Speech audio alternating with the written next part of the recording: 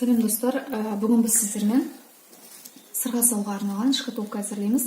Ол үшін бізге картон қағаз керек, және де велюр матасы, атлас матасы, үкі керек, және де әдемі шашбау немесе бахрома керек.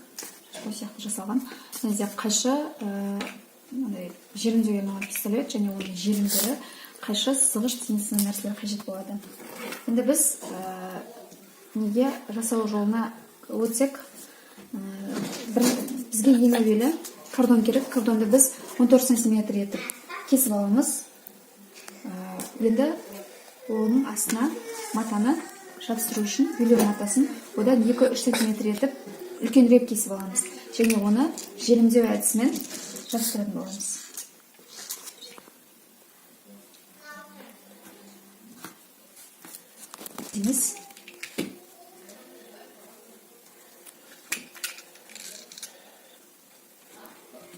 Бұл желімдер бұйымдарды өте қатты ұстайтын болады. Яғни үзіліп ауыр заттарды да өзінің салмағында көтере алатын болады.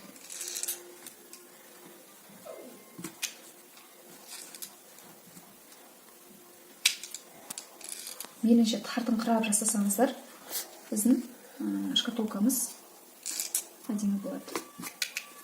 Ал бос болып қалса, ол кезде салбыраңқы болып қалады. Егер бос болып қалса, ол кезде өзінің әдемілігін жоғалтады.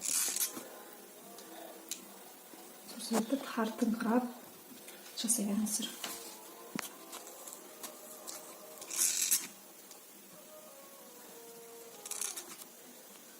Кардонда осылай велюр матасымен қаптап шықтық, желімдеу арқылы. Енді біз фетр матасын аламыз. Фетр матасын ұзындығын 47, енін 14 см етіп алдық. Бұны екеуін арасын қосамыз желімдеу әдісі бойынша. Велюр матадан қажет болады. Велюр матасын осылай етіп аламыз. Одан үлкен етіп пішеміз.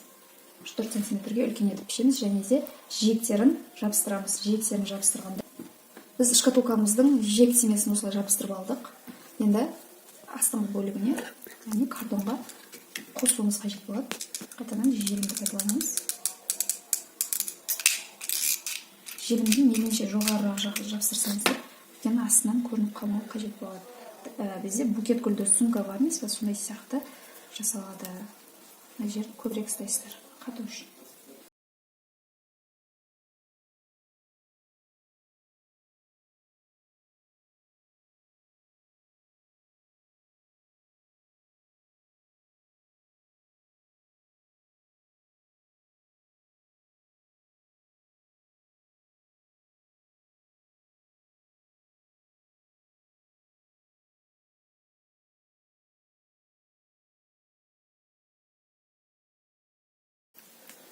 Достар, біз соңғы бөліктері кесіндік. Артық заттар көрінбей қалу үшін, желімдесін немесе көрінбей қалу үшін ол кезде ашамыз, орнын жасау керек. Сәл артығырақ алсаңыздар болады. Астыңғы бөлігін жасап жатырмыз. Артық болса, іші көрінбес үшін біз астарматамен желімдесіп атласпен жабыстырамыздар болады. Көрсеткенде етіп қашып шығамыз. Мен қолына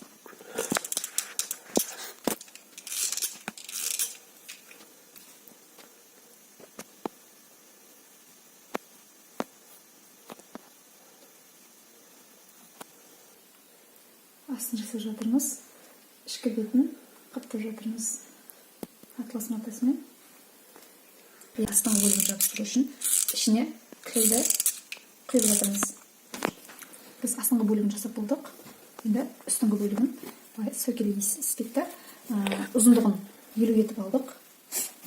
Енін 30 см.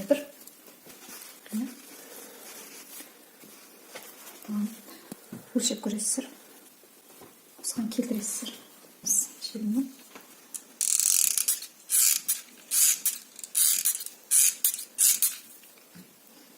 Артық жерін қосып шығамыз. Мына жерге дейін өлшейсіздер.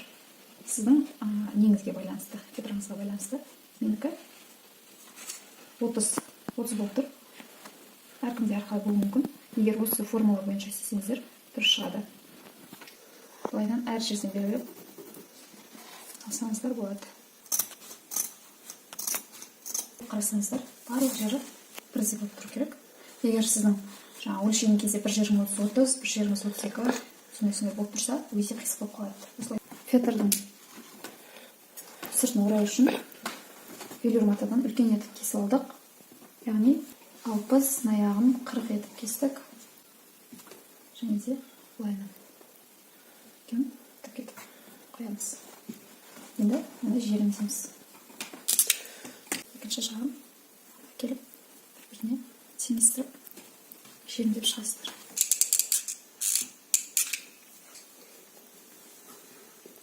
Ішкі бөлігі көрінбес үшін ішіне былайынан шкатулканың үстіңгі бөлігін, яғни сөкелес специес бөлігін осылай жасадық.